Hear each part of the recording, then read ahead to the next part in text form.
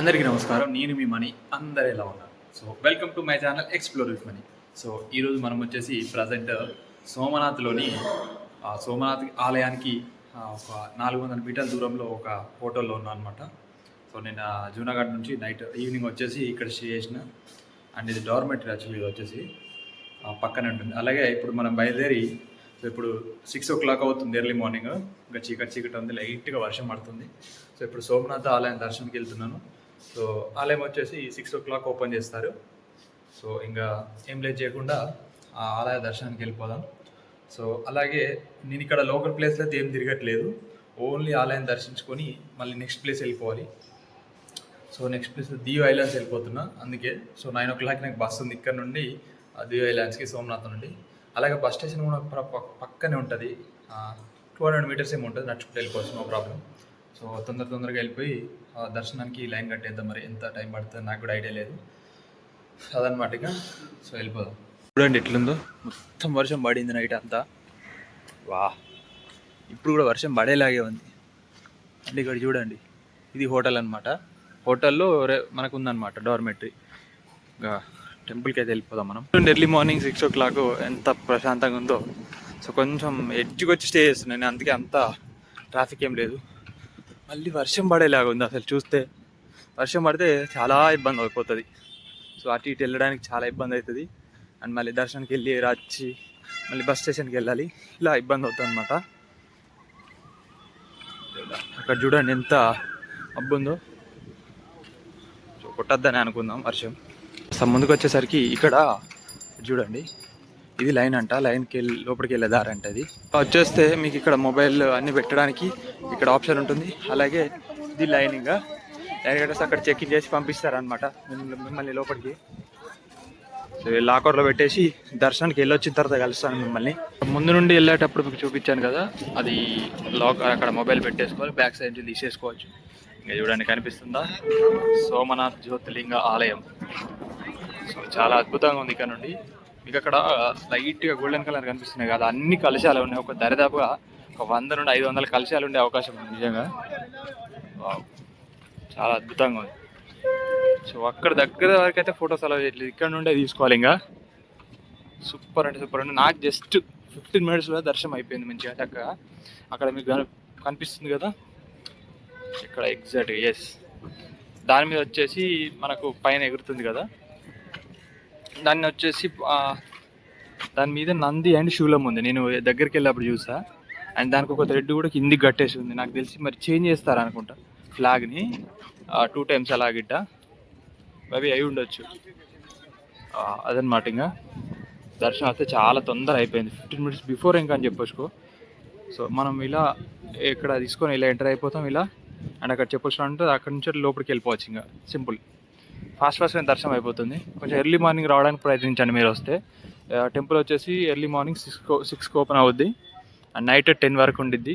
So మధ్యలో 3 times హారతి ఇస్తారు. మార్నింగ్ 7కి, 12, అలాగే 12 PM మధ్యాహ్నం, ఈవినింగ్ వచ్చేసి 7కి ఇస్తారు మళ్ళీ. ఇలా 3 times హారతి ఉంటుంది అనమాట. చూస్తున్నారు కదా, కనిపిస్తుందా? నిన్న ప్రీవియస్ వ్లాగ్లో జూనాగఢ్ ఎక్కాం కదా, నాకు ఇప్పటికి స్టిల్ ఎంత నొప్పి ఉన్నాయి అంటే కాలు అంత నొప్పులు ఉన్నాయి నిజంగా. అయినా కూడా ఇంక ఎర్లీ మార్నింగ్ 5కి లేచా. మళ్ళీ నైట్ 9 అయింది పడుకునేసరికి. సో దర్శనానికి రావాలని చెప్పేసి ఎర్లీ మార్నింగ్ 5కి లేచేసి ఫాస్ట్గా వచ్చేసి ఇక్కడికి. నొప్పుతున్నాయి స్టిల్, ఇప్పుడు నొస్తున్నాయి ఇంకా నిలబడ్డా కూడా, ఏనేనికి లేదు. అండ్ ఇప్పుడు నేను దర్శనం ఇదంతా అయిపోయింది కదా. సో ఇక్కడ నుండి దీవ్ ఐలాండ్ వెళ్తున్నాను. ఆ దరిదాపుగా బస్ బుక్ చేసుకున్నాను. ఇక్కడ నుండి దరిదాపుగా నాకు ఒక 2 గంటలు పట్టే అవకాశం ఉంది. అంతే, 2 గంటలు పడుతుంది. వెదర్ చూడండి ఎట్లుందో. ఇంతక వర్షం పడి వెళ్ళింది, సడన్గా ఒక్కసారి వర్షం పడింది, వెళ్ళిపోయింది. అక్కడ కాసేపు అక్కడ ఒక 10 minutes స్టే చేశాను. అక్కడ ఉన్నాను అనమాట. చక్కగా బీచ్ వ్యూని ఎంజాయ్ చేసి ఇంకా బ్యాక్ టు ఇక్కడికి వచ్చేసాను. ఇంకా మొబైల్ డిపాజిట్ దగ్గరికి. అదనమాట. సోమనాథ్ అని అంటే ఏంటంటే శివుడు లైట్ నుండి ప్రత్యక్షమయ్యాడంట. అలాగే మోనుకు సంబంధించింది ఉంటే అలా సోమనాథ్ అని చెప్పేసి పిలుస్తుంటారు. అందుకే ఇది సోమనాథ్ అని చెప్పి మెయిన్గా పిలుస్తుంటారు అనమాట. ఇక మీకు తెలిసిందే 12 జ్యోతిర్లింగాల్లో సో మొదటి జ్యోతిర్లింగం అనమాట. మీకు ఒక సాంగ్ వస్తుంది కదా, సౌరాష్ట్ర సుందరం సోమనాథీశ్వర్ అని చెప్పేసి, అది ఇదే. ఇంకా ఫైనల్గా ఇంకా మన 4వ జ్యోతిర్లింగం కూడా అయిపోయింది ఇంకా.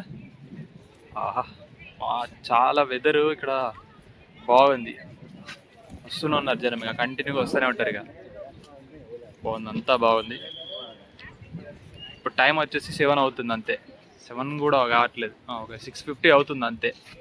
అక్కడికి వెళ్ళి దర్శనం చేసుకుని అలా టైం స్పెండ్ చేసేసి అక్కడ వచ్చేసా. అండ్ ఇలాగే మీకు ఇక్కడ మెయిన్ ఏ జ్యోతిర్లింగ టెంపుల్లో ఉండదు, ఇది ఎడ్జింగా మనకు పక్కనే. ఇక ఈ అరేబియా సముద్రం పక్కనే ఈ టెంపుల్ ఉంటుంది కదా, అక్కడ ఒకటి ఒక పోల్ లాంటిది ఉంటుంది అనమాట. అది ఏంటంటే మీకు ఇక్కడ స్క్రీన్ మీద వేస్తుంది చూడండి. సో చూసారు కదా, ఇదేంటంటే మనకి ఇక్కడ నుంచి ఇది నార్త్ పోల్ కదా, సౌత్ పోల్ వరకు అంటే కిందికి అంటార్టికా కాంటినెంట్ ఉంది కదా, అక్కడి వరకు ఈ పోల్ నుండి ఒక్క సింగిల్ లైన్ వేస్తే మీకు మధ్యలో ఒక మౌంటైన్ కానీ ఏదైనా రాక్ కానీ ఏది కూడా అడ్డుండదు. వితౌట్ సింగిల్ అబ్స్ట్రక్షన్ పోల్ అని చెప్తూ ఉంటారు ఇక్కడది. అది అక్కడికి వెళ్ళలేకపోతున్నాం ఎందుకంటే చూపిలేం కదా, అది టెంపుల్ లోపటే ఉంది. నేను బయట ఉంది అని అనుకున్నాను, బట్ లోపటే ఉంది. అలా జరిగిందనమాట.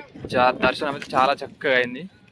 మొత్తం నీలి రంగులో ఉన్నాడు స్వామివారు అయితే, నిజంగా అద్దరిపోయింది అసలు. దర్శనం మాత్రం నెక్స్ట్ లెవెల్ అయింది నాకైతే మంచిగా. అండ్ అలాగే ఇక్కడ ఒక 2-3 ఫొటోస్ దిగేది ఇక్కడ నుండి. చూస్తున్నారు ఈ ఫోటో సెషన్ అయిపోయింది ఇక్కడ నుండే. సో అక్కడ గోపురం వచ్చేలా దిగుతున్నారు, అక్కడ ఫొటోస్ దిగేసి వెళ్తూ మాట్లాడదాం గైస్. అలాగే ఏంటంటే ఈ ఆలయం ఉంది కదా, ఈ ఆలయం వచ్చేసి దాదాపుగా చాలా ఏళ్ళ కిందటినాడు కదా. దీనికి ఎలాంటి డిస్ట్రక్షన్ అంటే ఎలాంటి భూకంపాలు ఇవ్వచ్చినా కూడా తట్టుకునే శక్తి కలిగేలాగా దీన్ని నిర్మించారంట అసలు. అందుకే మన ఆలయాలు చాలా గొప్ప అని నేను చెప్తూ ఉంటాను కదా ప్రతిసారి. వాటికి మించింది ఏది రాదు నాకు తెలిసి.